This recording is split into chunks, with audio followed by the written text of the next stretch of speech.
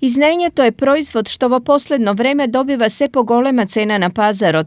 Трансферот на знаење и развојот на истражувачки активности е своевиден економски пакет за стартап компаниите.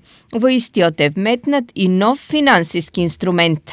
Конкретно за подработен наслов, се уште работен наслов иновацијски ваучери, кои се уште ги разработуваме финесите и до крајот на годината треба да го промовираме како нов финансиски инструмент, токму наменет за компаниите кои сакаат да спроведат иновацијски активности во соработка со високообразовните и академски институции. Во овој момент тој не е концепиран како финансиска поддршка до 10.000 евра. Како катализатори за раздвижување на македонската стартап сцена се младите компании, така наречени акцелератори.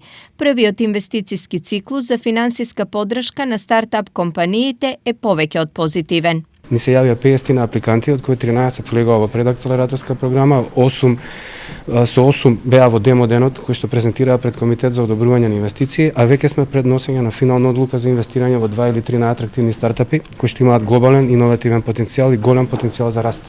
Еден од најголемите извори на знаењето се универзитетите. Универзитетот со целата негова инфраструктура има намера посилно да ги поддржи развојот на соработката на универзитетските институции и ресурси со стопанството и воопшто со сите општествени структури кои би сакале да добијат подетални, подобри информации за одредени проблеми со користење на ресурсите и знаењето кои што постојат на универзитетот. Во оваа смисла, денеска на Универзитетот Гоце Делчев беше организирана дебатна маса со цел изнесување на сознанија и начини како стартап компаниите својата идеја економски да ја валоризираат.